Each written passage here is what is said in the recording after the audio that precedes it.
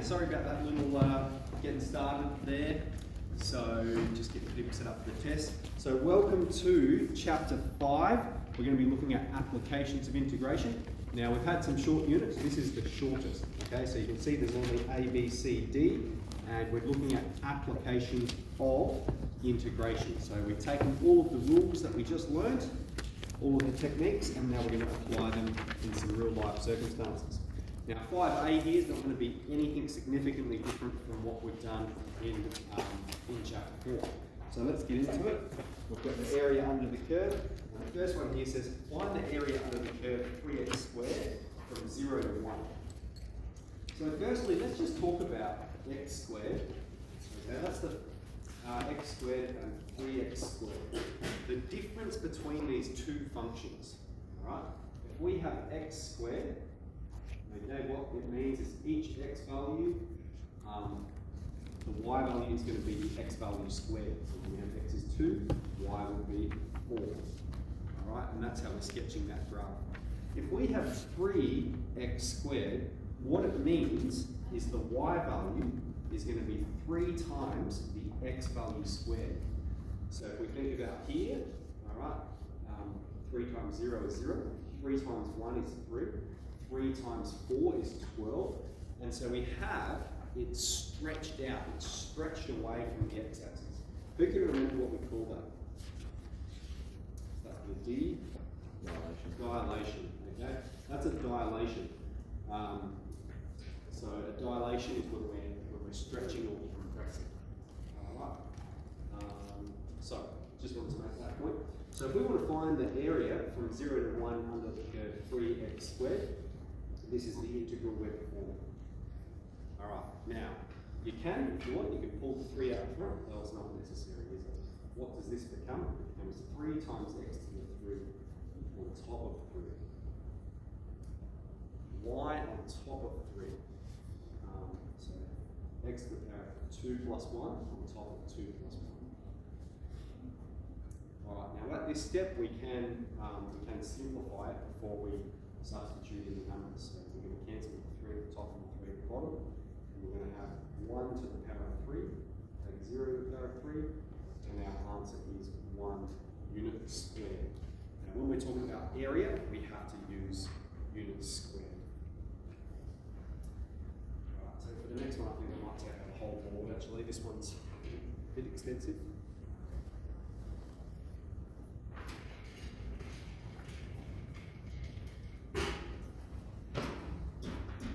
Okay, find K in the form C plus ln B, given that the area under the curve y equals e to the 2x over this interval is 4e squared.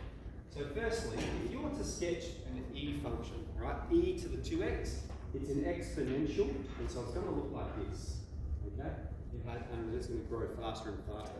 Now we're finding the area from x is 1 to x is k. All right, we don't know what it is, but we do know that this area is 4 units squared.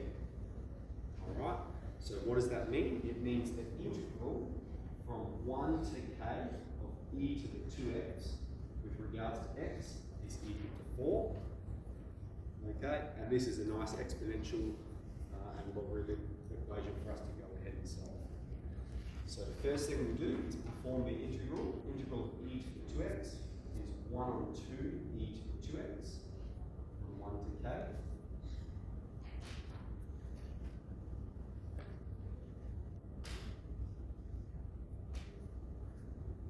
Then substitute in the k's and the 1s. So we're going to have half e to the 2k, half e to the 1.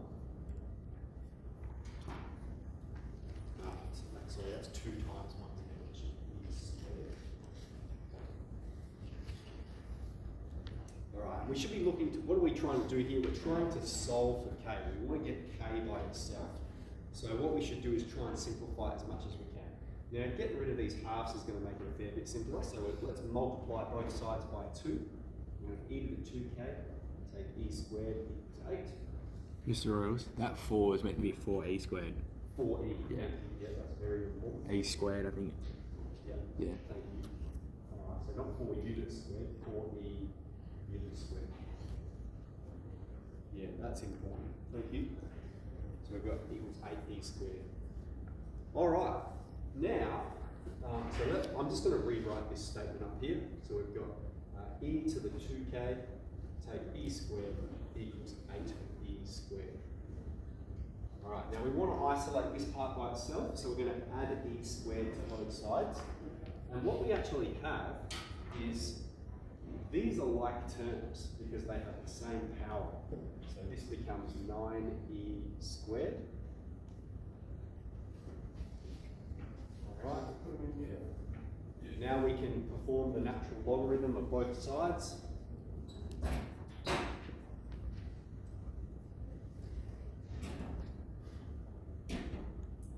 Alright, now this simplifies to 2k. And this, alright, what we can actually do is we can split it because it's ln A times b. We can split it into ln of A, ln of b. So this is ln of 9 plus ln of e squared.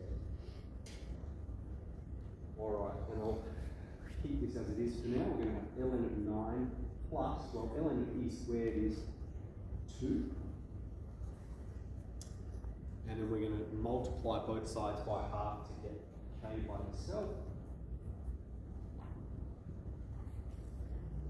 And half ln 9 we can write as ln 9 to the power of a half, which is ln 3. Now it's important that we put this in brackets so that we know we're performing the logarithm of 3 and not the logarithm of 4. 3 plus 1. Alright? And then we've answered it in the form. It says C plus ln b. We've successfully answered it in that form. So we've got the answer in the manner that they want us to present it as. Alright, any questions about that? Okay, cool. So, yeah, great work on your test. When I hand them back, I think this is a skill that I do want to go over a bit more, is some of our logarithms and exponentials. Cool. Alright, so let's get into that exercise then.